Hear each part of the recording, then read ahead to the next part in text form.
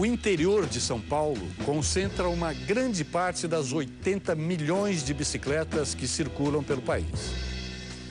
O menino Wendel é de Sorocaba. Foi da seleção brasileira.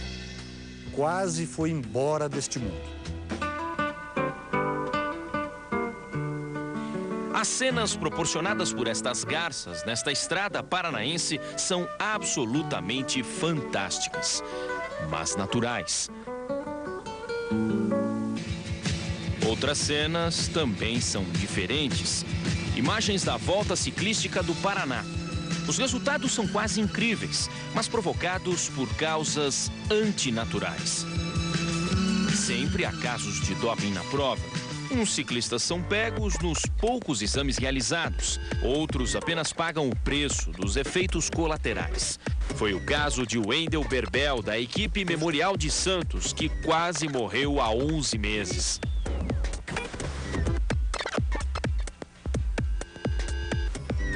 Wendel Berbel não é mais que um menino, mas já viveu o que o esporte pode proporcionar de bom e de ruim. Já defendeu a seleção brasileira juvenil na Volta do Equador.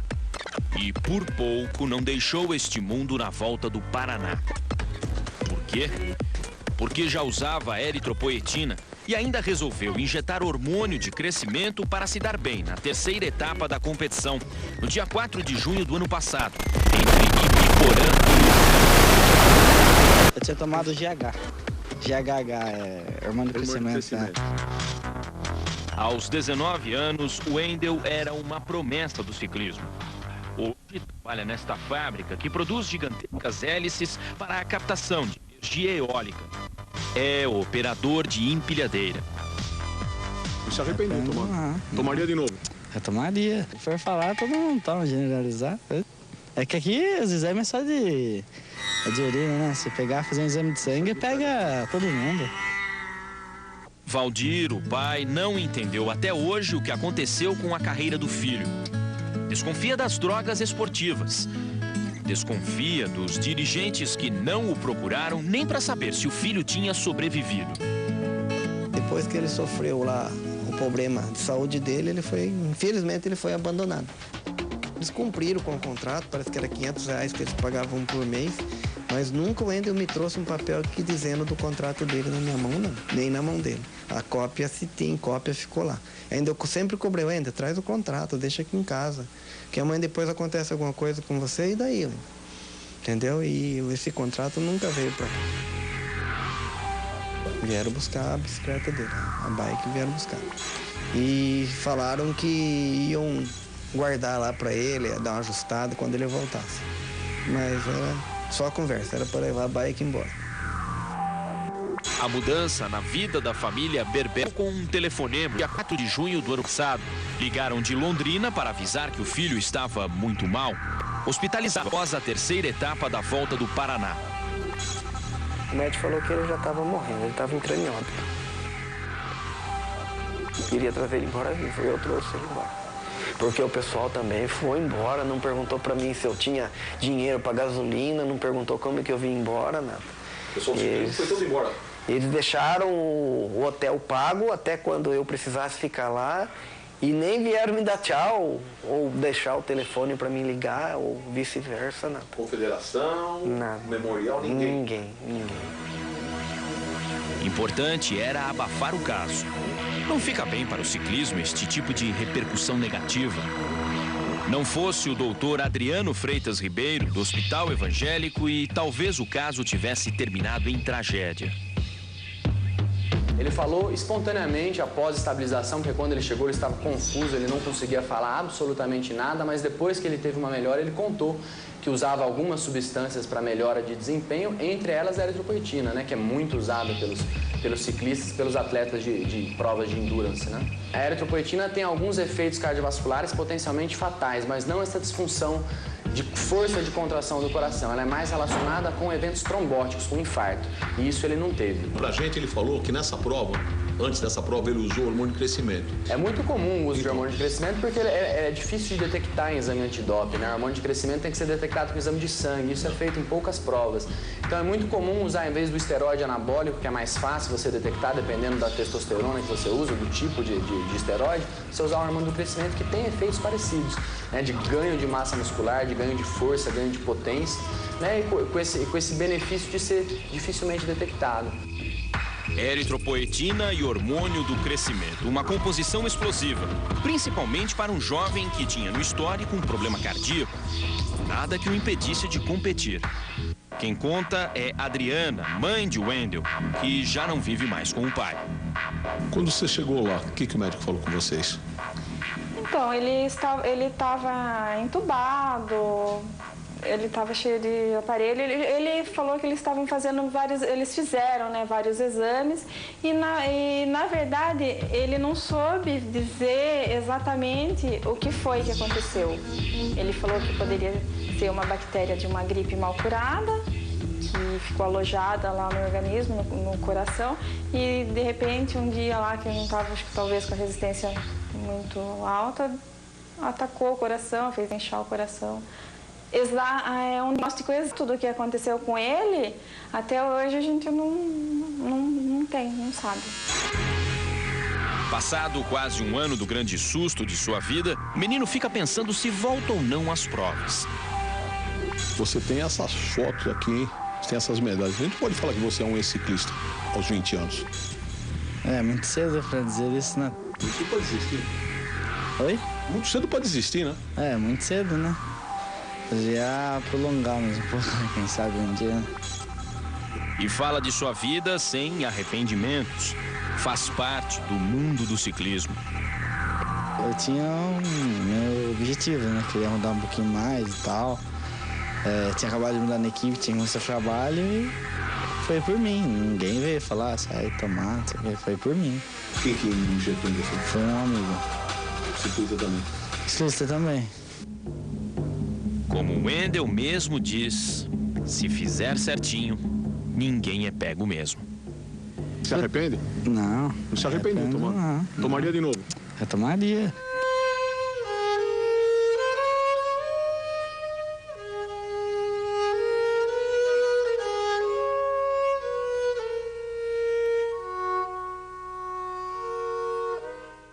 O doutor Adriano é cardiologista em Londrina, no Paraná.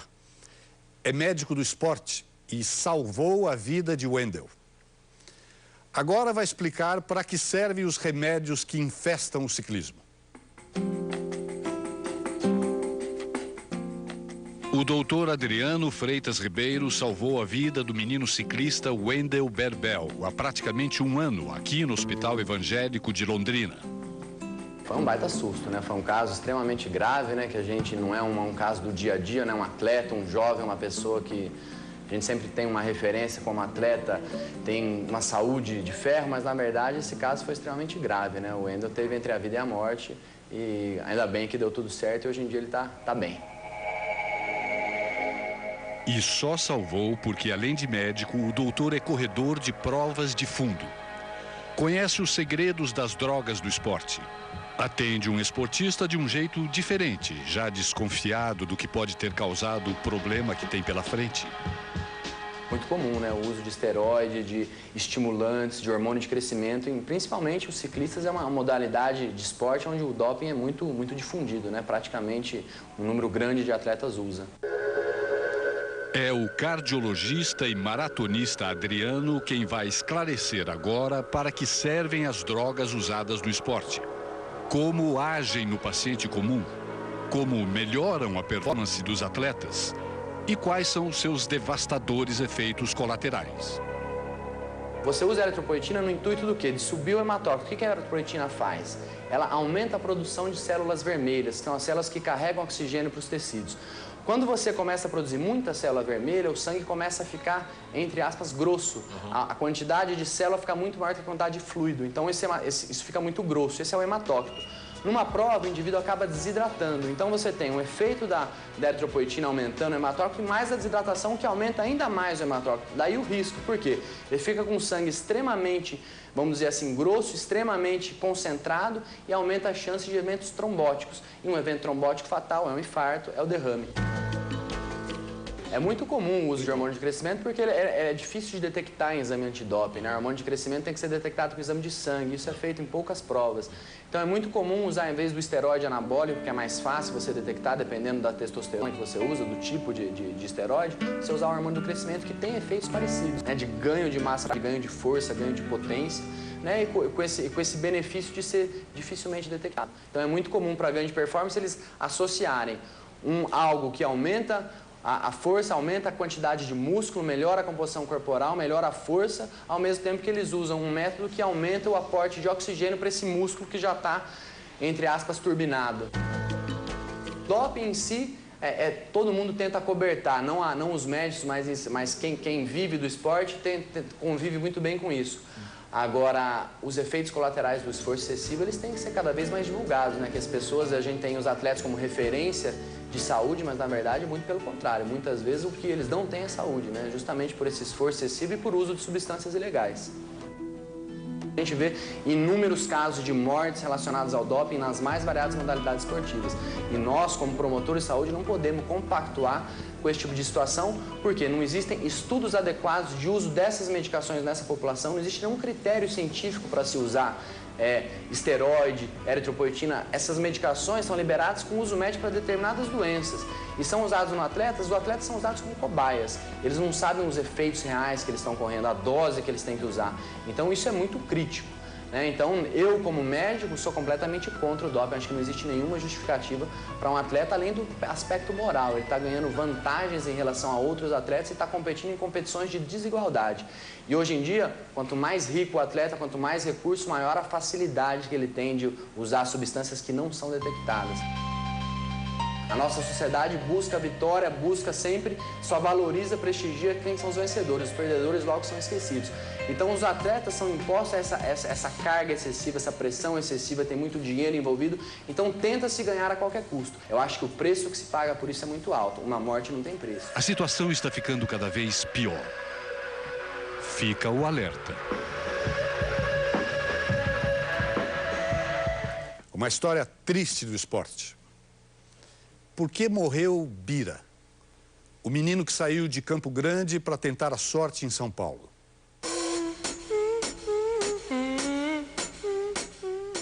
Esse veterano que pedala na bicicleta do filho é seu Dedê. Estas são ruas e avenidas de Campo Grande, no Mato Grosso do Sul. Faz quase 5 anos que o filho de seu Dedê morreu. Alexandre Bira Oliveira era um ciclista que prometia. Tinha 22 anos. Estava em São Paulo. Até hoje, Dedê, o mecânico de bicicletas, não sabe por que o filho partiu. Do jeito que caiu, aí não tentaram. Agora a gente fica se perguntando, mas, meu Deus, tanta pessoa lá, por que não levaram ele lá pro médico, pro posto de saúde? Por que não levaram ele? Mas levaram, não levaram? Não levaram. Não levaram? O caso não foi esclarecido. O professor Fábio Fagundes ainda compete pela equipe de Suzano. Ele também anda preocupado com a intensidade com que os jovens têm se entregado às drogas do esporte. Eu tenho um menino muito esforçado comigo lá em São José dos Campos. E assim, ele tem talento, ele é um escalador nato, treina direitinho, periodiza, dorme direito, faz alimentação, faz os seus suplementos, trabalha em academia. E ele foi para a Volta do Futuro crente que ele estaria no pódio. E chegou lá na Volta do Futuro, os meninos andaram num ritmo tão alucinante que ele chegou para mim e ele falou: Fabão, o que eu faço? Eu falei: você tem um patamar e outro patamar. Você quer entrar nessa vida? Eu falei para ele: se você entrar nessa vida, você me esquece. Eu não trabalho mais com você. Mas o caminho está aqui. Você segue se você quiser. Neste encontro em Bertioga, litoral de São Paulo, Fabão estava com sua família. Por enquanto, o filho pequeno só anda em bicicleta de competição, acompanhado, com total proteção paterna. tenho tanta cicatriz de tanto acidente de bicicleta que essa aqui participou de a maioria deles, então é aquilo que eu falo. Agora, como é meu filho, é diferente, né? Não sei se eu quero que ele passe por tudo o sofrimento que eu passei. Tem muita coisa gratificante, mas também tem muita fechada de caminhão, né, Linda? Já o seu Dedê, o pai do menino Bira, queria ver o seu garoto brilhando. E mostra com orgulho a casa que ele ajudou a construir com o salário que recebia com suas pedaladas em São Paulo. Ele morava aqui, era tudo de tábua, né? E ele trabalhava na feira, era feirante, né? Trabalhava com o tio dele. E ele falou assim, ó, dia nós vamos fazer a casa. Eu falei, vamos, né? Aí, com a ida dele lá para São Paulo, ele falou, ó, pai, eu tô lá só por causa de vocês dois, que é o pai e a mãe, né? Que eu puder ajudar. Então, aí eu comecei a fazer, né? Fui fazendo aos poucos aqui, né? Era tudo, eu fui fazendo uns pedaços. Aqui, por último, ele, o quarto dele, ele usou. Esse aqui é o quarto dele, ó. Tá intacto, né? Tá intacto, nós deixamos do mesmo jeitinho. Ao quarto tá do jeito que... É, porque ele tava lá em São Paulo e falou, Alexandre, eu fui pra lá em 2005, falei, eu tenho que voltar que eu preciso fazer seu quarto. Não, pai, precisa não, eu quero ajudar você. Eu falei, não. Aí quando eu vim, ele usou um pouco, né? Foram muitas vitórias, troféus e a esperança de que a vida iria melhorar para todos nesta casa da rua Paraisópolis, na capital do Mato Grosso do Sul. Aqui é os medalha, né, que ele conseguiu. Isso aqui foi na volta de São Paulo, né, de 2005. Aí tem 2005, Copa América de 2006, né? Aquele campeonato de montanha. Isso aqui tudo é dele. Essa daqui foi aqui, ó, a volta do Pantanal, que ficou em quarto, alguém em segundo, na quarta etapa. Essa daqui é a bike que ele estava usando em 2005, né? Tudo ia normalmente, até que Bira passou mal quando estava em casa de amigos, perto do alojamento de sua equipe. Ele competia por Santana do Parnaíba. Ele falou, tô passando mal. Umas 7, 10 pessoas em casa. Aí os caras falaram, não, você tá brincando, negão. Para, doido, você tá brincando. Aí ele deu mais uns passos e foi caindo. Ele foi de frente com um aquário que eu vi lá realmente, falou que trocaram o quadro. Aí um rapaz que pegou, nós chamamos de DKS, que trabalhava na época do Cezão, segurou ele no colo. Aí encheu d'água, eles falaram. Aí aquele falou, ele praticamente morreu no meu colo, esse DKS falou, né? O laudo do IML e a certidão de óbito não esclarecem o caso. Médicos e legistas estão preparados para fazer esse diagnóstico no Brasil. Eles estão preparados a fazer uma investigação necroscópica. A questão é a seguinte, será que quando ocorre um óbito num jovem praticante de esportes, é coletado algum exame para verificar se naquela, assim como é feito no toxicológico da polícia, é feito para cocaína, álcool e maconha, que é o toxicológico. Será que eles fazem também para esteroide anabólico? Será que eles fazem para eritropoetina? Por quê? Porque quando um jovem vem a óbito, uma morte súbita, durante uma prova, um treinamento que seja, uma das possibilidades que tem que ser aventada é o uso de algum método ilícito ou medicamento de aumento de performance. Bira teria problemas cardíacos, mas como competia? Passava por exames regulares? Com 14, 15 anos, é o que eu te falei, ele teve um sopro no coração. Tinha um problema, que é uma umidade toda criança. Com 16, 17 anos, era para repetir esse exame, mas ele estava em São Paulo. Se ele fez o exame, ele ficou para ele, porque ele amava demais o ciclismo. Eu estou achando que essas manchas aqui é em questão do sopro que ele tinha no coração. O pai conta que quando esteve em São Paulo não conseguiu esclarecer muita coisa. Demorou para pegar a agenda do filho e a caixa de seus remédios. Depois que eu falei com o Luiz, que ele falou que não ia assumir mais nada, que não tinha mais nada a ver, se eu quisesse procurar, eu falei, então beleza. Catei as minhas coisas, catei as coisas dele. E eu falei, mas ele tinha uma agenda. Inclusive, nós compramos uma para 2007, se não me engano, e ele nem usou, que estava usando a 2006. Aí ele pegou, que era até uma velha. Aí eu falei, mas cadê a agenda dele? Ninguém sabia falar onde é que estava a agenda dele. Por que esconderam a agenda dele? Será que ele marcou alguma coisa lá? Por exemplo, vou falar assim, que depois eu recuperei ela. Será que ele falou, tomei tal coisa aqui, e se a polícia chega lá, alguém chega no alojamento, pode dar alguma coisa, falar alguma coisa, onde que foi, cadê as coisas dele? Talvez ele ficou com medo de estar aparecendo alguma coisa ali e prejudicar ele, ou a equipe dele, ou o nome, né? A casa onde a morte aconteceu era da namorada de Patrick Gama Azevedo. E o ciclista relembra a cena. Você presenciou um fato que eu acho que é uma coisa que foi a pior coisa que pode acontecer, né? Que é a morte, né? Do Alexandre, né? O Bira. Eu lembro que foi ainda no jogo do Brasil, foi na Copa. Tava todo mundo reunido assistindo o jogo. Acabou o jogo, ele levantou, simplesmente falou, vou embora. Eu falei, fica aí, vamos tomar um café. E quando ele levantou, ele pôs a mão no coração e falou, senti aquela dor de novo. Então, de novo, né? Então o cara já vinha sentindo alguma coisa antes. E teve um infarto fulminante e foi a falecer na nossa frente ali. Então é triste isso aí, porque a gente fica naquilo, usava, não usava, o que foi a coração, não é? E complicado, e fica por isso mesmo, né?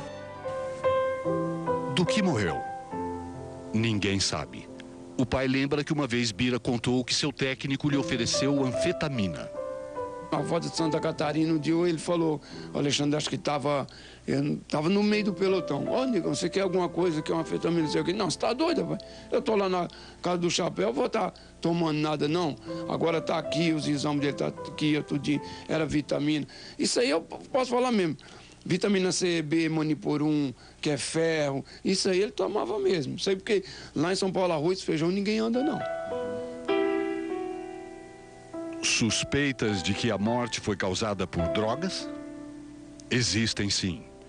Mas certeza mesmo só a dor que não abandona essa família desde o dia 1º de julho de 2006. Alexandre, você foi um anjo que veio do céu, entrou no berço do coração de todos nós e mimou com a canção pura dos sentimentos. E ao céu entrou, deixando saudades eternas. Te amaremos para sempre, seus pais, irmãs e tias.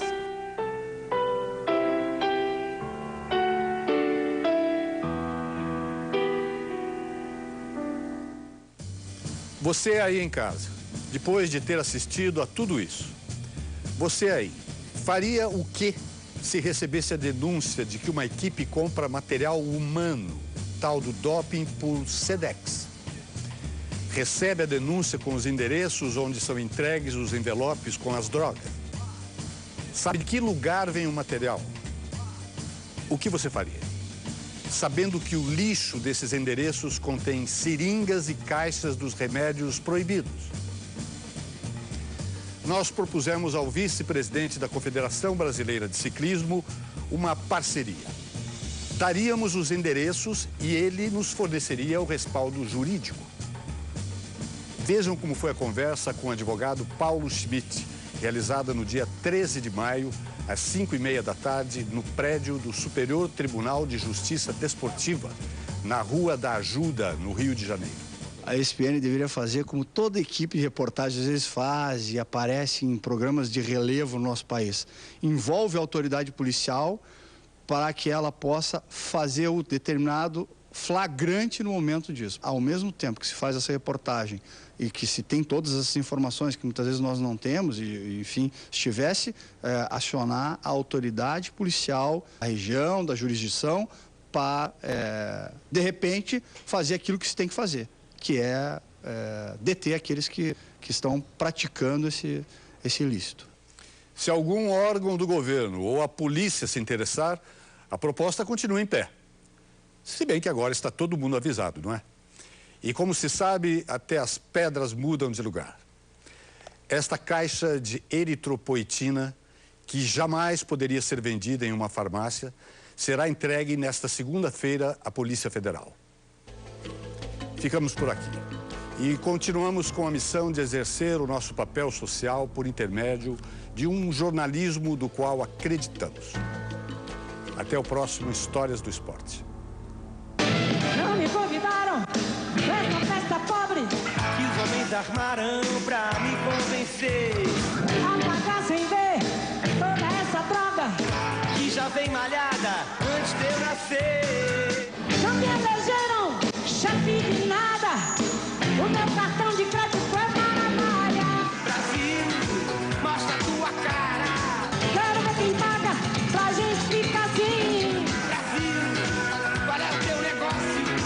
O nome do teu sócio, confia em mim. Brasil, mostra a tua cara, quero ver quem paga